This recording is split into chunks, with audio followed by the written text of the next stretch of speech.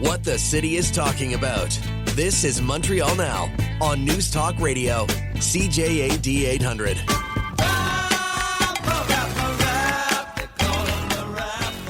I also want to point out that Canada has a secret weapon in this trade conflict with the United States, a trump card, so to speak. And it is located directly under our feet, and it is called Alberta Energy. You see, Alberta happens to have one of the largest deposits of oil and natural gas on the planet.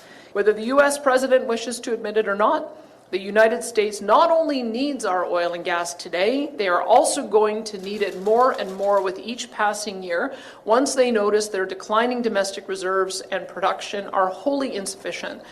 Danielle Smith, there's her Trump card. Okay, let's try to figure this out. James Mennie is on the line. So, Jim, is this again? Here's Alberta kind of looking down at the rest of Canada saying, look, we know what we got here. Don't tell us what to do with it. No, I think one thing that finally got through to Danielle Smith is that posing for selfies with Kevin O'Leary and Donald Trump are not a good idea politically, no matter where you are. And I think she's trying to get back in the game, trying to give herself some relevance in terms of being a player in this. And the fact of the matter is, right now, I can't think of very many Canadians who will look at Ms. Smith with a sympathetic eye, given her conduct earlier on in what is clearly evolving into a really bungled extortion attempt by the gang that couldn't shoot straight, i.e. the Trump administration. It was so crazy because we were talking yesterday. Well, the automakers came in and began screaming at Trump. He's trying to make this sound like everything is fine, everything is great. Anybody else, Aaron, we'd say, why is that person still there? And I think that is the fundamental question that a lot of people will be asking themselves, and not just here, but in the States as well. How much longer are we going to put up with Donald Trump blowing up the markets, blowing up the economy, telling us that, oh, yeah, I know I campaigned on bringing prices down, but, the prices will go up, but we have to deal with this because, we've been cheated by all these other countries. This never came up in the campaign. And the question is, how long will Americans put up with it? I'm glad to see that this government is not playing that game. I'm glad to see that even though it was clear from the get-go that Trump was going to blink and blink big, his entire fentanyl scam has been revealed as the complete fairy tale that it is.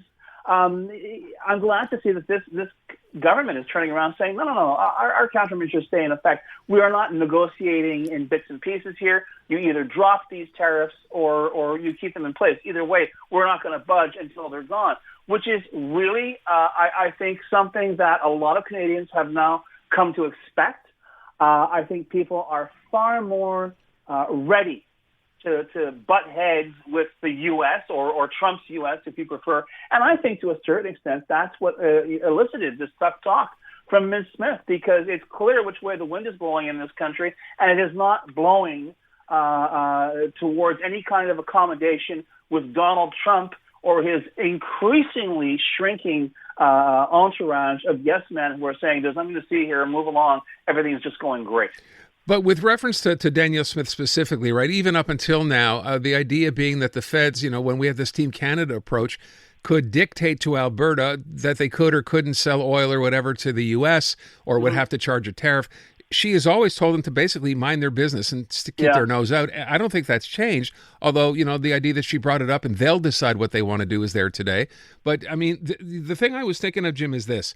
We're 2 days away, roughly, from finding out who the new leader of the federal Liberal Party is, and in essence, who the new prime minister is, at a time when Justin Trudeau is talking tough and tougher every single day, and as you said, not blinking, not backing down. Yet come Monday, if it's Mark Carney or whoever it is, and let's assume it is because he seems to be in the lead now, does all this change? That's an excellent question, and I have to tell you, and I have touched upon this, not in the context of the trade war, but in the context of Mark Carney himself.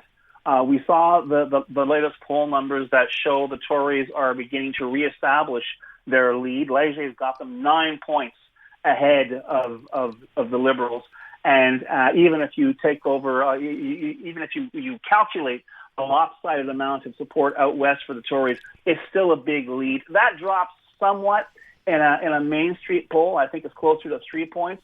But listen, I really hope I'm wrong, but I think that a lot of people saw Mark Carney in the French debate, said, okay, it's not his first language, and he's, let's cut him some slack. But then they saw him in the English language debate. And I got nothing against Mark Carney, but he's not exactly a barn burner. And I'm sorry, I can turn around, and anyone who listens to the show knows I'm not a cheerleader for, of all people, Justin Trudeau. But the fact is, politics is a popularity contest. It's a beauty contest. It's the ability to inspire people. I don't think anything I heard in that debate, I didn't get the suggestion that Mark Carney, even though he's perceived by punditry, by political insiders, by the backroom boys, by the experts as being the person best suited to deal with Donald Trump, I'm not entirely sure rank and file liberals or indeed the Canadian electorate are ready to look at it that way. And I think he's going to have a very tough road to hoe should he win that leadership this weekend. I'm pretty sure that, emotions and maudlin sentimentality aside, the cheers are going to be a lot louder for Justin Trudeau than they will ever be for Mark Carney. And you're quite right. It places us in a very, very interesting situation because, yes, this is about dollars and cents. Yes, this is about, trade policy, which in normal times is about as interesting as watching paint dry. But here's the thing, Aaron. There is so much emotion wrought up in this right now. And you've mentioned it on air. I've talked to you about it.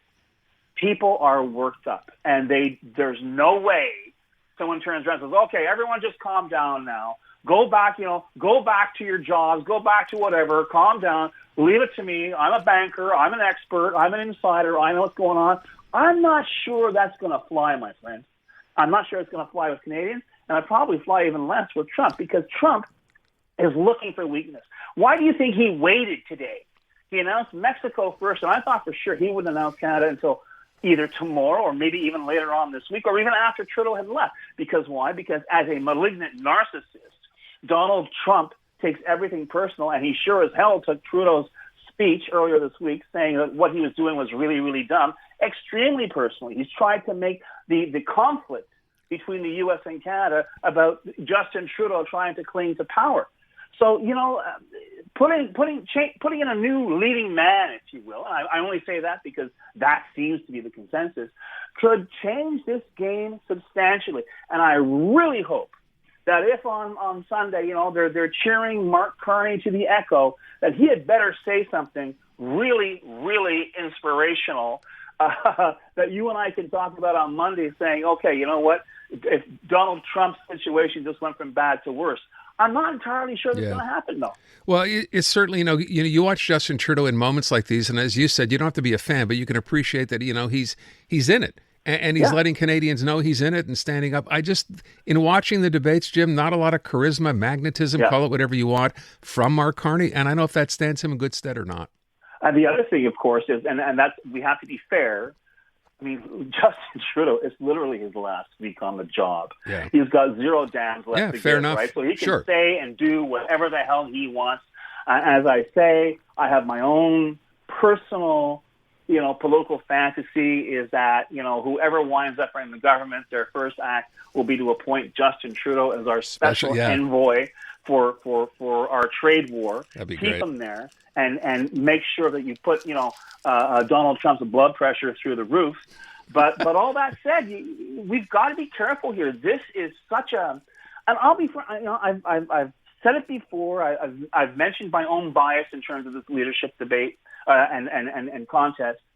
And I got to tell you, if it came down to who do you want to see, it's going to be settled in the alley tonight. Who do you want to see in the alley? I got to tell you, I put my money on Frank Bayless. I'm very sorry. Everything he said in French and in English about this trade conflict resonated. As far as I'm concerned, the guy knows what he's talking about. But once again, will we see a repeat of the John Turner phenomenon? Will we see, the consensus, the conventional wisdom, the expert opinion turn around and put someone who I respect entirely, but perhaps who is not the best suited person for the job. Yeah. That Carney is going to be placed there simply because, well, yeah, he's the guy, because, he's the guy. He's the guy.